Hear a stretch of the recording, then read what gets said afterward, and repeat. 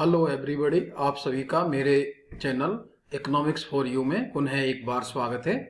इससे पहले हमने 11वें चैप्टर में बाजार के वर्गीकरण के बारे में विस्तार से समझा था। अब इस नए चैप्टर में हम बाजार के कुछ अन्य स्वरूप जो प्रतियोगिता के आधार पर बांटे गए थे उनका हम विस्तार से अध्ययन करेंगे। इस चैप्टर में मुख्य रूप से हम एकाधिकार बाजार की विशेषताएं, एकाधिकार में औसत और सीमांत आगम वक्र AR एवं MR वक्र, एकाधिकारात्मक प्रतियोगिता की विशेषताएं, एकाधिकारात्मक प्रतियोगिता में औसत एवं सीमांत आगम वक्र, अल्पाधिकार बाजार की विशेषताएं, अल्पाधिकार में मांग वक्र या औसत आगम वक्रों का अध्ययन करेंगे। और इसके साथ ही आगामी परीक्षाओं के लिए और आगामी कक्षाओं के लिए भी बहुत महत्वपूर्ण है और इसके लिए भी बहुत महत्वपूर्ण है, प्रतियोगिता के आधार पर विभिन्न बाजारों के तुलनात्मक अध्ययन के बारे में भी जानकारी करेंगे। सबसे पहले हम बात करते हैं एकाधिकार मोनोपोली बाजार की। इस पर आगे चलने से पहले एक बार निवेदन है, यदि आप इस चैनल पर पहली बार जुड़े हैं तो चैनल को सब्सक्राइब करना नहीं भूलें और अपने दोस्तों के साथ चैनल को शेयर करना भी नहीं भूलें। बात करते हैं एकाधिकार बाजार की। बाजार की कैसी स्थिति जिसमें वस्तु का केवल एक ही विक्रेता या उत्पादक होता है, उसको हम क्या कहते हैं? एकाधिकार बाजार कहते हैं। ऐसी स्थिति में जो वस्तु की पूर्ति पर नियंत्रण होगा वो केवल एक ही विक्रेता या उत्पादक का होता है। जब उसका ही पूरा नियंत्रण है तो बाजार में उस वस्तु की कोई भी निकट प्रतिस्थापन वस्तु या स्थानापन्न वस्तु उपलब्ध नहीं होगी। इस परिभाषा के आधार पर हम एकाधिकार या एकाधिकारी बाजार की कुछ विशेषताओं को सामान्य रूप से बता सकते हैं। जैसे पहली विशेषता होती है, ऐसे बाजार में किसी भी वस्तु का विक्रेता केवल और केवल एक ही होता है, अर्थात उसी के द्वारा उस वस्तु का उत्पादन किया जाता है और वही उस वस्तु को बिक्री करता है तथा उसके द्वारा उत्पादित वस्तु की कोई भी निकट प्रतिस्थापन वस्तु बाजार में उपलब्ध नहीं होती। ये इस बाजार की सबसे बड़ी विशेषता है। दूसरा, ऐसे बाजार में चूंकि एक ही फर्म उत्पादन करती है इसलिए फर्म और उद्योग दोनों का अंतर समाप्त हो जाता है, अर्थात फर्म ही उद्योग का कार्य करती है। तीसरी जो विशेषता होती है वो होती है, ऐसे बाजार में उसके जो मांग वक्र हैं वो दाईं ओर गिरते हुए होते हैं, अर्थात बाईं ओर से ऊपर से गिरते हुए आते हैं और दाईं ओर गिरते हुए चले जाते हैं। जो क्या दर्शाते हैं? जो ये बताते हैं कि एकाधिकारी वस्तु की अधिक मात्रा को केवल नीची कीमत या कम कीमत पर ही बेच सकता है, अर्थात यदि विक्रेता अधिक वस्तु बेचना चाहता है तो उसको वस्तु की कीमत में कमी करनी पड़ेगी। चौथी विशेषता होती है कि एकाधिकारी विक्रेता एक ही समय में वस्तु की कीमत और उत्पादन मात्रा दोनों का निर्धारण एक साथ नहीं कर सकता। यदि वो वस्तु की कीमत को निर्धारित करने का निर्णय लेता है तो उत्पादन का स्तर उपभोक्ताओं की मांग के द्वारा निर्धारित होगा। ये हमें ध्यान रखना है।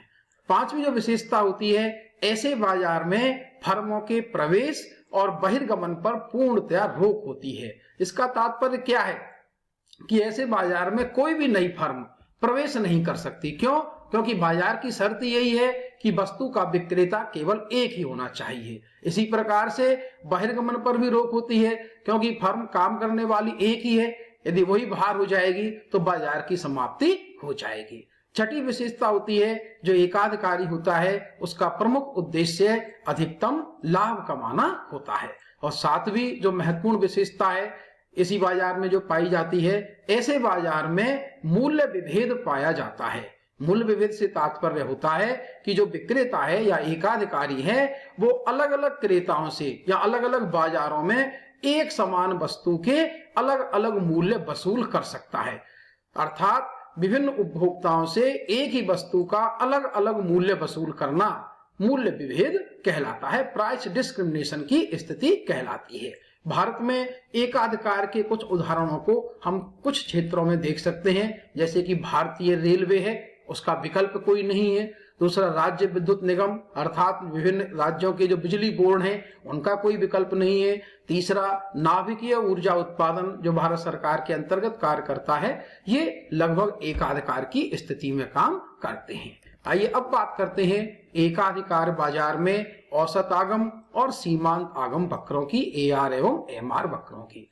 क्योंकि एकाधिकार बाजार में हमने देखा कि वस्तु का एक ही विक्रेता होता है और उसकी कोई भी प्रतिस्थापन वस्तु बाजार में उपलब्ध नहीं होती, इसलिए जिसका मांग वक्र होता है, मांग वक्र से तात्पर्य होता है फर्म के लिए उसका आगम, औसत आगम वक्र AR वक्र, वो इसके लिए ऋणात्मक ढाल वाला होता है, जो कि दर्शाता है कि वस्तु की अधिक मात्रा बेचने के लिए उसकी कीमत में कमी करना अनिवार्य होगा। इसीलिए एक विक्रेता के लिए सीमांत आगम वक्र या MR वक्र उसके औसत आगम AR वक्र की तुलना में तेजी से गिरता है। इसे हम एक सारणी और रेखा चित्र की सहायता से आसानी से स्पष्ट कर सकते हैं। देखिए सारणी की बात करें तो 4 कॉलम है दी गई सारणी में, आप देख भी रहे हैं। पहला कॉलम है उत्पादन या बिक्री की इकाइयां, जिसको हम Q के द्वारा दर्शा रहे हैं। दूसरे कॉलम में कीमत या औसत आगम अर्थात प्रति इकाई आगम जो AR प्राप्त होता है वो कितना है।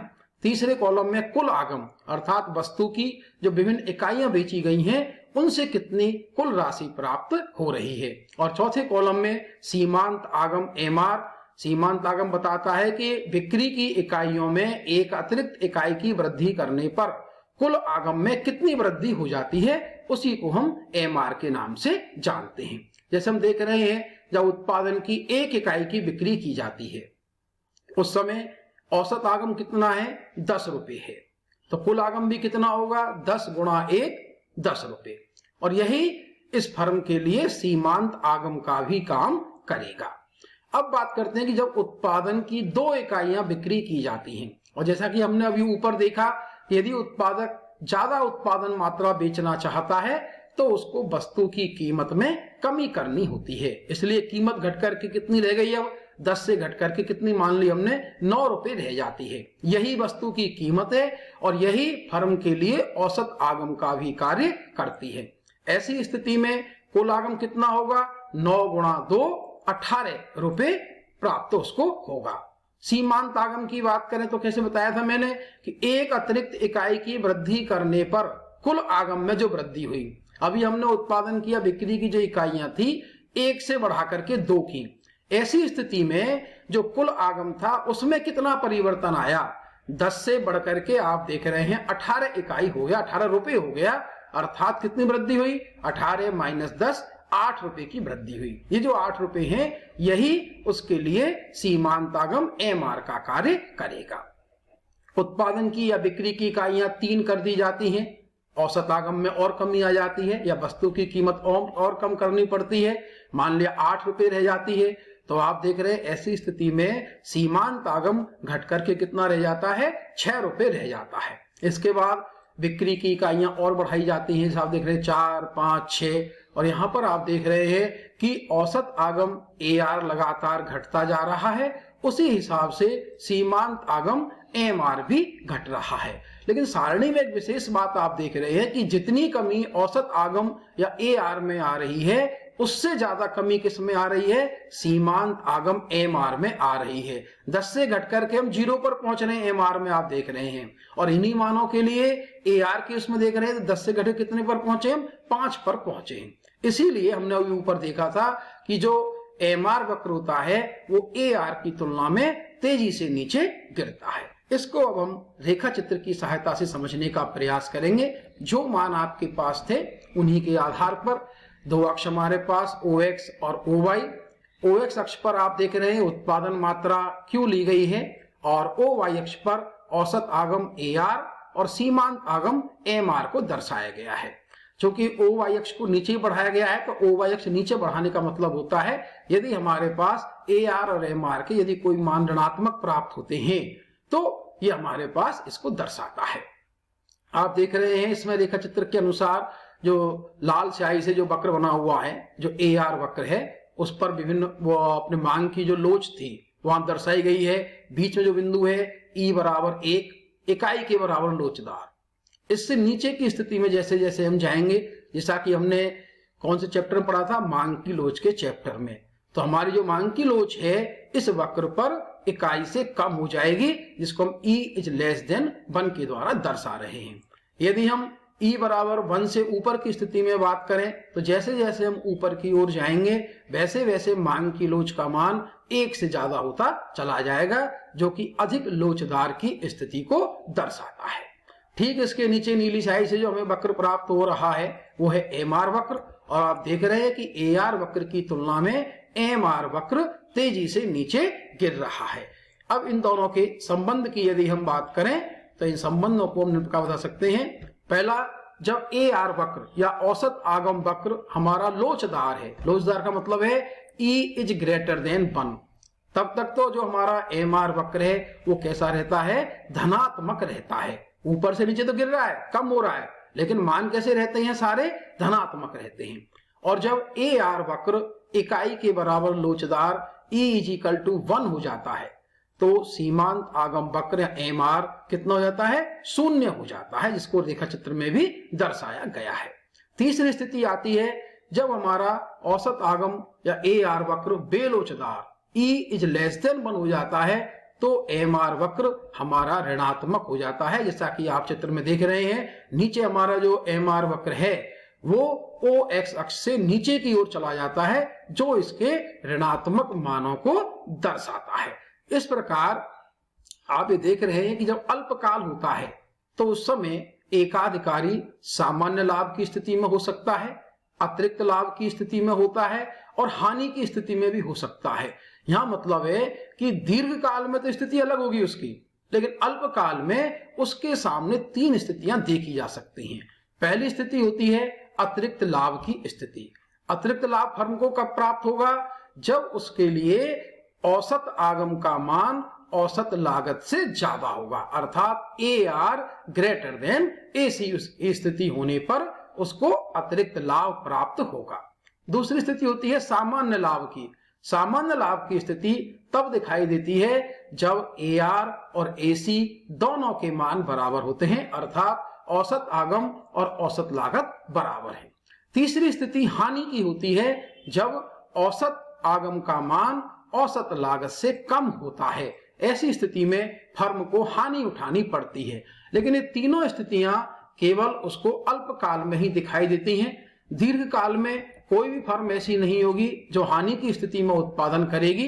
दीर्घ काल में एकाधिकारी हमेशा अतिरिक्त लाभ या असामान्य लाभ की स्थिति प्राप्त करता है, और इसे प्राप्त करने के लिए वह कीमत विभेद का सहारा भी लेता है, अर्थात अलग अलग उपभोक्ताओं से एक ही वस्तु की अलग अलग कीमत वसूल करने में वो सक्षम हो जाता है।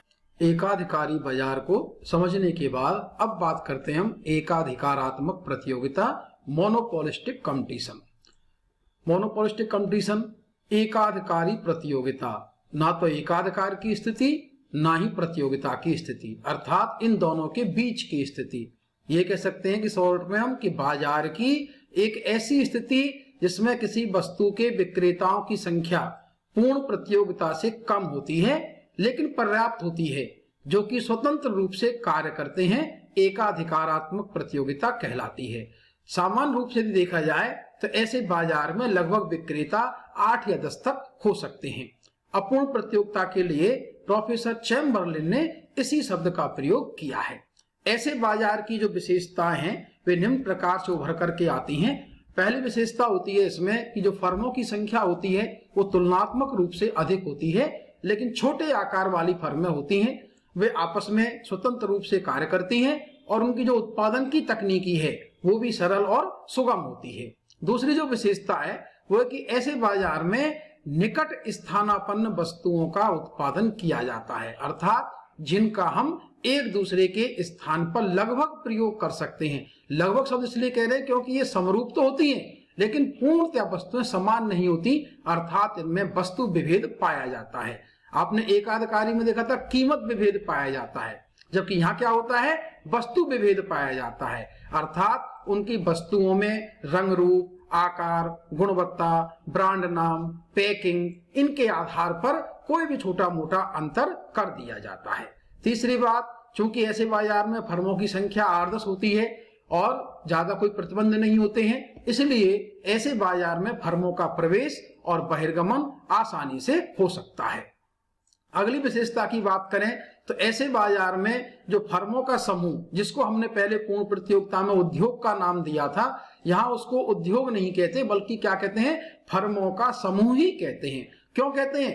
क्योंकि जो इनका उत्पादन है वो पूरी तरह स्थानापन्न नहीं है, अर्थात लगभग स्थानापन्न होता है, क्योंकि वस्तुएं समरूप होती हैं, पूर्णतया समान नहीं होती। इसीलिए पूर्ण प्रतियोगिता में जहां फर्मों के समूह को हम उद्योग कह रहे थे, यहाँ उसे केवल हम फर्मों का समूह ही कहते हैं। पांचवी जो विशेषता है वो होती है कि ऐसे बाजार में गैर कीमत प्रतियोगिता का महत्वपूर्ण स्थान होता है। गैर कीमत प्रतियोगिता क्या होती है?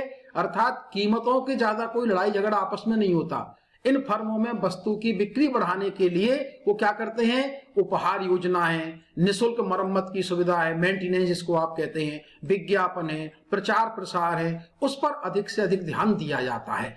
कीमत के कम या ज्यादा करने पर अधिक ध्यान इसमें नहीं दिया जाता। छठी जो विशेषता है, इस बाजार में फर्मों को दीर्घ काल में केवल सामान्य लाभ की प्राप्ति होती है। जैसा कि आपने अभी एकाधिकारी वाले बाजार में देखा था कि वहां पर दीर्घ काल में फर्मों को अतिरिक्त लाभ या असामान्य लाभ की प्राप्ति हो रही थी, क्योंकि वहां फर्म केवल एक थी। यहाँ पर फर्मों की संख्या अधिक होने से और फर्मों के प्रवेश और बहिर्गमन की स्वतंत्रता होने से दीर्घ काल में जो फर्में हैं उनको केवल और केवल सामान्य लाभ की प्राप्ति होती है। अल्पकाल में जरूर उनको हानि भी हो सकती है, अतिरिक्त लाभ भी हो सकता है और सामान्य लाभ की प्राप्ति भी हो सकती है। अब विशेषताओं को जानने के बाद अब बात करेंगे कि इस बाजार में औसत आगम और सीमांत आगम वक्र किस प्रकार के होते हैं। मैं समझ रहा हूँ आपको आसानी समझ में आ रहा होगा। अच्छा लग रहा है तो इसको लाइक करना नहीं भूलें, और अगर कोई दिक्कत आ रही है तो कमेंट्स बॉक्स में जाकर कमेंट्स भी करना अवश्य करें।